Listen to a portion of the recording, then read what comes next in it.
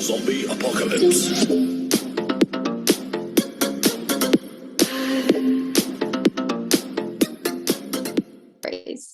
All right, let's start. Yo guys, welcome back to my channel. Today I am joined with PGA women's golfer Carly Booth. Carly, thank you for taking your time out. Pleasure. So I'm going to ask you a couple of questions as normal. Are you ready? I'm ready. How was the British Masters Pro-Am playing with Sandy Lyle?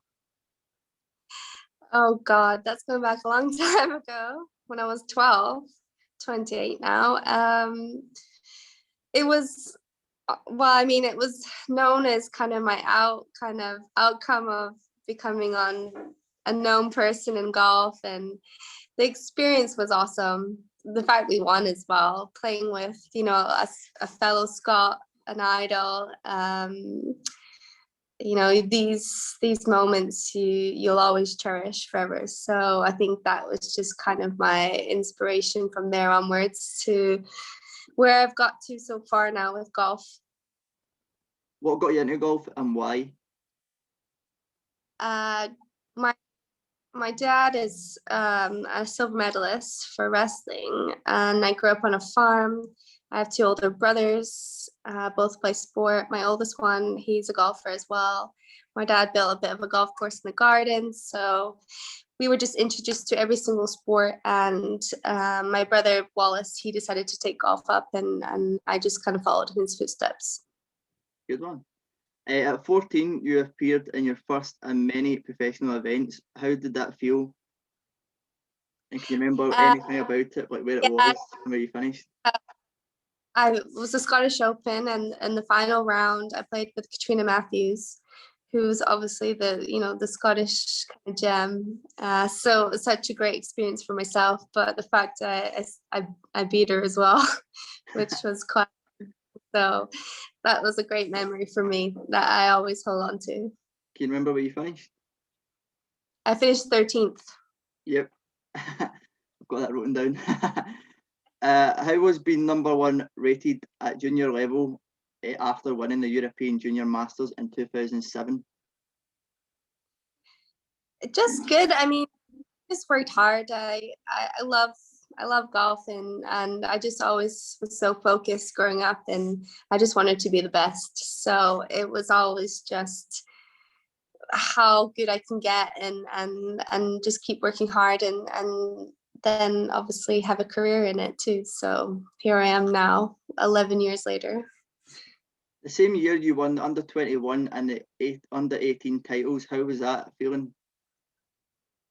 Just, I feel like I just had so much confidence back then. I was playing well, and I just went to a tournament, and it kind of reminds me a little bit of how, well, I could relate a little bit to, did you watch the Tiger Woods documentary recently? Yeah. When he said like his just mindset was just to win, like seconds not good enough, thirds even worse, so it was kind of, that was just all I went to a tournament for, was I'm going to go win. I didn't want to come second or third. So I think just back then I was just a bit young and ruthless, and I had my dad there all the time. So that kind of mentality of just winning. So, I mean, I wish I still had it now sometimes. The pressures have changed a little bit, but that's where I'm still kind of growing and learning, and again, the sport, it's a very tough sport to be at the top all the time. So I'm going through the motions and enjoying it as well. So it's all good. In 2008, you were the youngest player to represent Great Britain and Ireland in the 76th history of the Curtis Cup. How was that feeling going through your mind at the time? Well, it was a great honor, but I was super ill during it. I had glandular fever, and I came out in a massive rash, and my face had blown up twice the size. It was a great but horrific week. We'll not talk about that one. No, we'll pass that one. You went pro in Morocco in the, I'm going to pronounce this wrong, the Merlin Cup of the Ladies European Open. Did you know there was more to come for Callie Booth? Again, I was going with the motions. I went to Q school not really expecting to get my tour card. It was more just going for experience. I was still in school. I was doing my A levels. So it kind of, my first, especially 6 months on tour, was hard to juggle both. I learned a lot, especially my first 2 years on tour. So, I mean, I had the option of going to college for 4 years, maybe in America, or turning pro at 17. So I decided I'd rather get 4 years experience on tour. Nice one. In 2012, you were your first event in Aberdeen. What was the first thinking when you done that? Wait, what? Sorry. In 2012, you won your first event in Aberdeen. What was the feeling when you won that? Winning the Aberdeen Ladies Scottish Open. Yeah. It was obviously this weight lifted off my shoulders, and the best part was obviously being in Scotland, as well as my mum and my brother being there. Nice one. Your second win was in Switzerland. Any memories of that? Yeah. Oh my God, that week was awesome because it was only 3 there, and I kind of set myself a goal that I wanted to win one more time before I turned 20. Yeah. And that whole week I had my first hole-in-one on tour. I played with Laura Davis for the first time, and I won the fourth hole playoff. So I mean, get much better. So yeah, that's a pretty memorable week for me. Your third win wasn't until August 2019. What was that hard on you going forward, or did you just reach it when you won the Ches Ladies Open? Yeah, I went through a lot of emotions over the many years after, and I did still play okay from 2015 up until 2019, and just never really kind of got myself in contention enough. But that week, I literally went there with a friend to caddy and just have some fun. I think that's where I've been going wrong. just literally put too much pressure on myself, and I think that was my biggest kind of lesson. Just to go have fun and enjoy playing golf. How does 5 pro wins seem and sound to your name, and will there be more to come in the future? 100%. How does it feel? Yeah. How does it feel to have 5 so far? Good. I just wish I had more. You turned pro in 2009. Was that a shock for you? Like I said to you, I went to Q school for some experience, and being still in school to get my tour card, I didn't quite expect it really. But doing so, I was like, well, yeah, of course I'm gonna obviously sign as a pro now. So yeah, it was all a bit kind of overwhelming. Yeah, this one could be a bit of a controversial question, but it's got to be asked. You appeared in your first magazine in 2013, where you were naked for ESPN's Body Issue. How was that, and wasn't it scary? It was, there was mixed emotions with that when I first got asked, because it just seemed quite extreme. But then when you look back to see all the some of the most incredible athletes that had been asked and who had done it prior, I was like, this is actually quite an honor.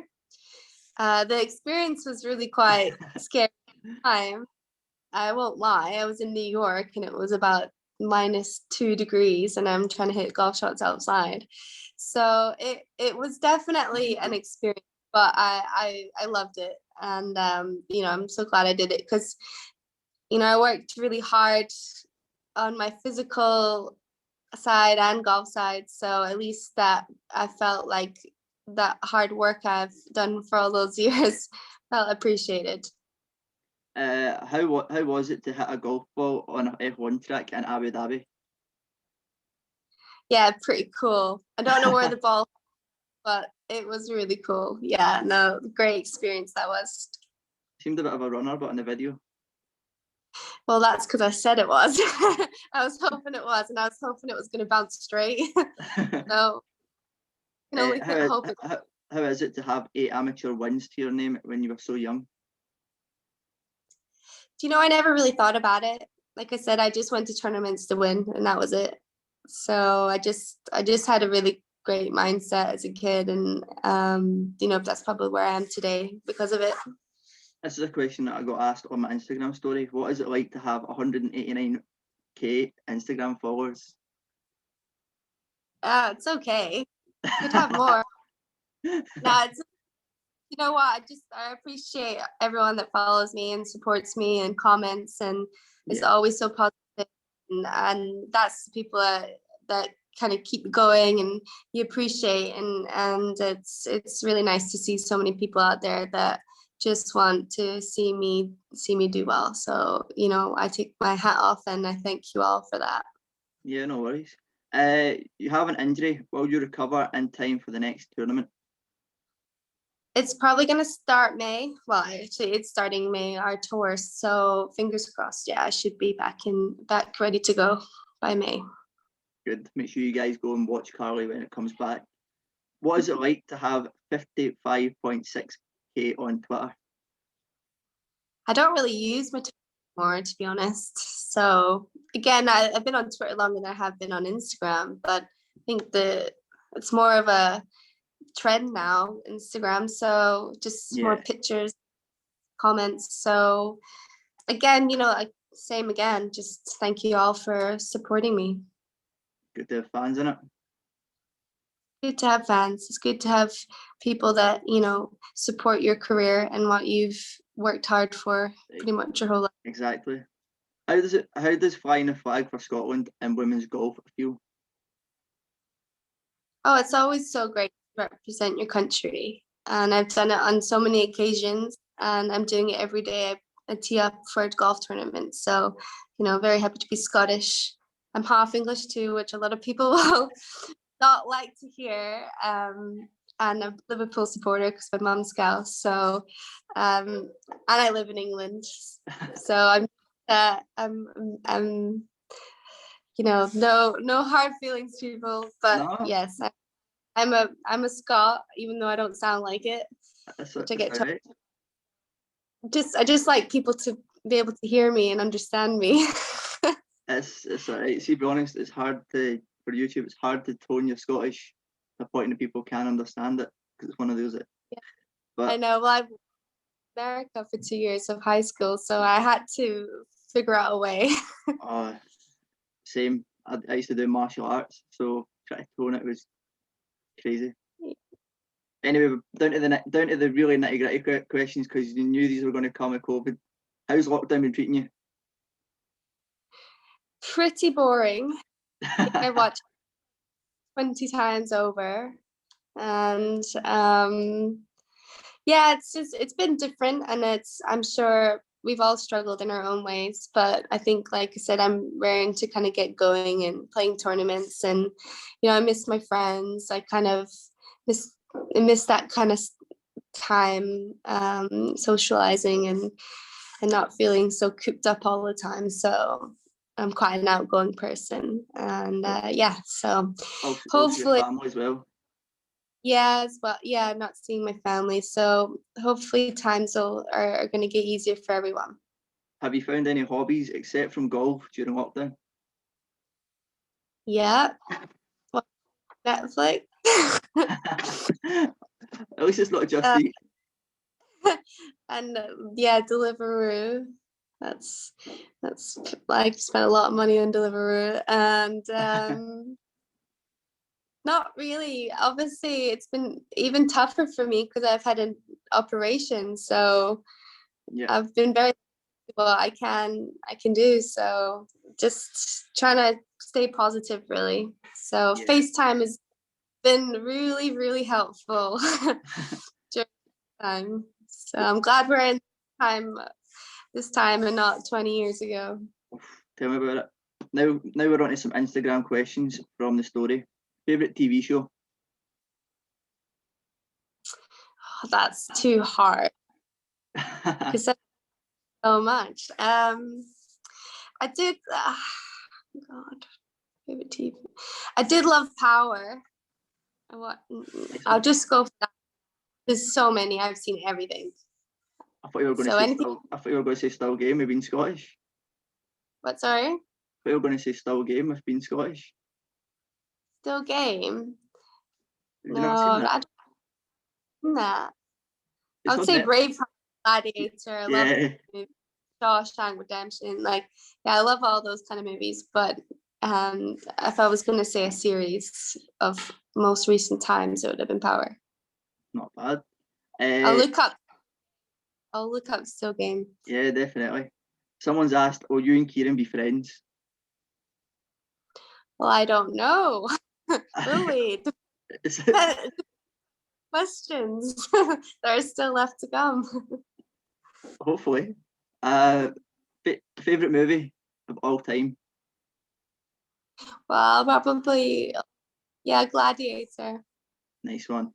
Right, this could be a controversial here. This could be a very controversial of the friendship question. Favorite YouTube channel? Well, I mean, I don't really watch YouTube channels, but I know I've been in quite a few of Rick and Pete's ones over the years, so I'll have to go for theirs because obviously I've been in them. Yeah. I think somebody was expecting you to say mine. That's why I'm going. It's very controversial. Well, I'll let you know after you upload it and I watch it and see. Hopefully. I like. Yeah, hopefully. What music do you listen to? I'm so diverse when it comes to music. I love. I've been listening to a bit of Tupac recently, then gone to a bit of house, to then R&B. So literally everything. Also, I you love like to Me- dance. Also, I you like love. Michael Jackson because I've seen you dance with your brother to Michael Jackson. Yeah, I mean, I'm very diverse with my music. So then I go to Celine Dion. So yeah, I Decent, love music. decent choice. What's your favourite golfer, male and female? Male wise, I mean, I grew up loving Tiger Woods, and he's still one of the best, so I can't change that. And then female, again, growing up was Annika Sorenstam. So I think Nice one. she's, you can't beat those two when it comes to idols in the game of golf. If I had to pick, mine would be probably Rory McIlroy because I've got family in Ireland, and female would definitely be none other than yourself. Aww. What's your favourite food? I love Asian food, but I eat everything. So literally, there's nothing I don't like to eat. So yeah, usually I go for like a Japanese or something like that. That's usually my favorite. I do quite like a Sunday roast as well, Who doesn't? and sweet potato fries.